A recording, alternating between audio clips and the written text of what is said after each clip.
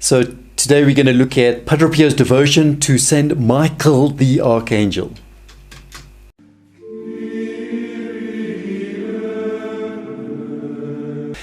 Hello, my name is Edward Urban and I present the YouTube channel Following Padre Pio, at which we look at the incredible life of the Capuchin monk and miracle worker, whose intercession is still so powerful today.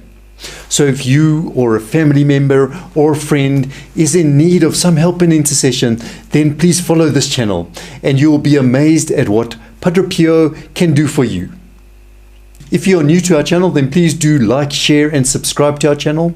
But the best way to be involved in our Padre Pio apostolate is to enroll for our Mass prayer intentions. Just see the little video clip at the end. Now we continue with the story.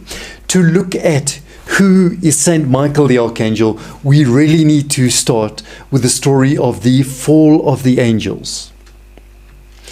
So God, in fact, created the angels even before the creation of the world. And He gave them an opportunity to demonstrate or to prove their love of God. Now, it's important to remember that when He created the angels, that they were not fully in His presence. They did not really see Him face to face, we could say. They were aware of God in some ways, because seeing God face to face, in other words, the beatific vision, one would find God so attractive and the truth about Him so overwhelming that in fact it would eliminate the ability to choose.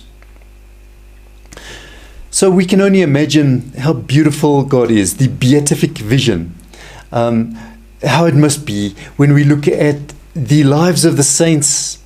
Some saints who've experienced God mystically, how they are transformed, so that no suffering becomes too great for them in order to follow God.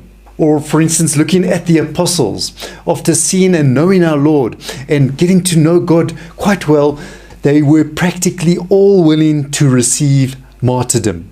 And that is why the angels could not have seen God face to face initially. At some time, to test their love, God gave all the angels a trial. We all have a trial, which is our walking on this earth, where we can prove our love for God. So these ideas, or this idea, comes from various sources. One of them being, of course, tradition in the church, handed down from the very beginning. Or from the ministry of exorcists, who expose some of these ideas that are unbearable for the devils to admit.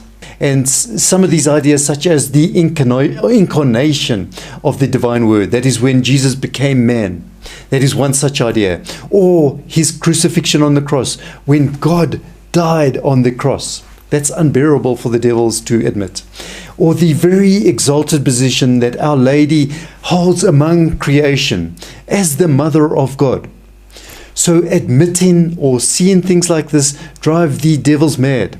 And during an exorcism, their antipathy towards these ideas can be demonstrated very clearly.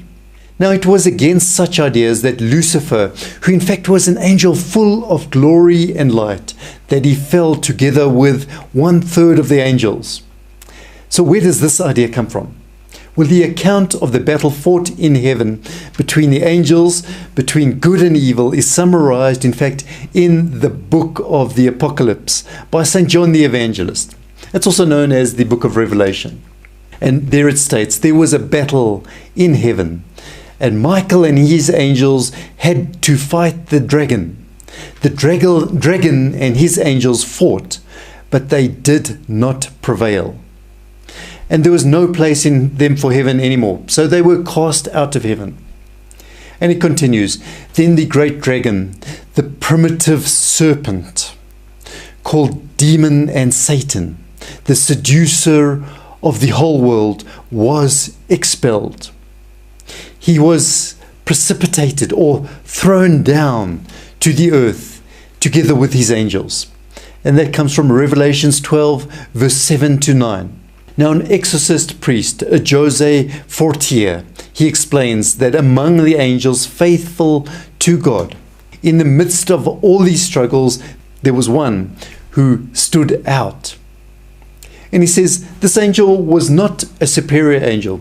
So we must remember, obviously, there's choirs or levels of angels. You have the superior ones with a greater intelligence, greater beauty on top. And St. Michael was not from the very top. But his love of God was superior. And it was he who kept the flame of fidelity alive in the worst moments of the battle that raged between the angels, when it was dark and seemed that half of the angels would rebel. And he stood out in his faith and illuminated many. It was he who in the darkest moments, in the most terrible hour of battle, when the crowds had begun to doubt, and in the midst of this general silence, St. Michael shouted, "Who is like unto God?" And that is where he gets his name from, because in the biblical Hebrew, Michael or Michael, Michael stands for Mi is who, Ki is like, and El is God. Who is like to God? He thereby became an untiring, invincible fighter and protector. So Michael, or he's also known as Miguel, continues to stand out as a warrior. The light of his unrelenting love illuminates many, and his overwhelming love has overturned many who were fighting for error against God. Even those who fought with Lucifer recognize that no dart of theirs can penetrate the breastplate of Michael's unbreakable faith. It is in the midst of doubt that St. Michael the Archangel is unbeatable. And so he is represented with a breastplate. Though he did not in fact carry a physical breastplate, it was a spiritual armor, impenetrable to the seductions launched by the wicked ones. And his only weapon is the sword of truth, the truth about God. Michael in fact knew God better than the intelligent ones because he loved God more. And it is for that reason that those fallen angels who went to meet him were obliged to retreat, because he loved God more. So we can see how important love is in the Christian life. Now, how does this all link into Padre Pio's devotion to St. Michael? Well, Padre Pio's devotion began way back in 1917 when he made a trip to the sanctuary of St. Michael on Mount Gargano. There is this incredible fact called the Sword of St. Michael, and it is a number of monasteries which line up exactly in a line, in a straight line, from Ireland to the Holy Land. And they all have been dedicated to St. Michael the Archangel. And it seems it was by chance, or it was by divine instruction, this sword of St. Michael exists. And this monastery that Padre Pio went to was just around the corner on the same mountain of Gargano where St. Giovanni Rotondo was. So he had been to that monastery. And there he developed a great devotion to St. Michael, in addition to having an image or statue of St. Michael on his desk. The Capuchin saint also recommended this devotion to St. Michael to all of his spiritual children. So to demonstrate this, we can now look at these two cases. The first case, there was a person called Enrico Spinelli who tells us that in the early 1950s, his brother, he said, my brother, Francis, made the journey from Naples to St. Giovanni Rotondo in order to see Padre Pio. And he managed to confess to Padre Pio, and he told Padre Pio that he wanted to join the Marines. So he had this desire then of joining the Marines, but he was worried they would not accept him because he had a heart condition. So Padre Pio looked at him with his penetrating gaze and said, "You go, capiche," or "You go, understand." And then at the end of the confession, Padre Pio told my brother to pray to St. Michael the Archangel. He said to my brother, Michael is his name too. So his brother's middle name turned out to be Michael.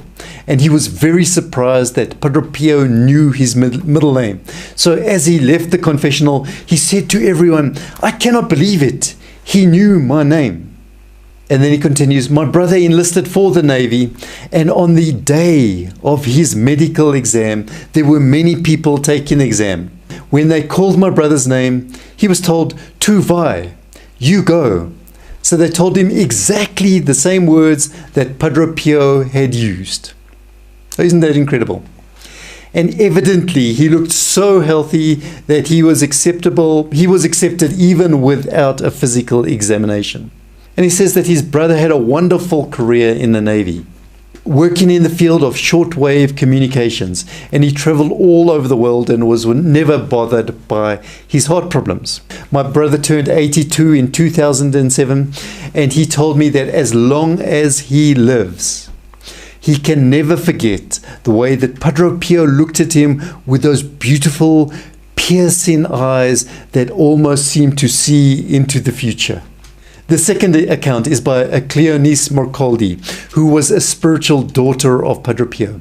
And this is what she said. "One afternoon, I had remained behind in the church until the end of the Ave Marias. And she had lost track of time a little bit. She did not realize that she was alone. And so when she left, the streets were completely empty. There was no one else on the streets. But the night was calm and serene. So she was walking along in the city, when suddenly she came to this oak tree, and there she heard a fierce wind, and the leaves rattled and shook violently. She said it really startled her, and she perceived that there was something mysterious and frightening about this whole thing. And she started to think that it was surely the devil. She walked faster, and she kept asking or invoking St. Michael to please help her, until she arrived at home. Later on, when she saw Padre Pio, she told him about this incident. And Padre Pio said, "It was not just one demon, but a whole legion of demons. And you must thank St. Michael because he put them to flight."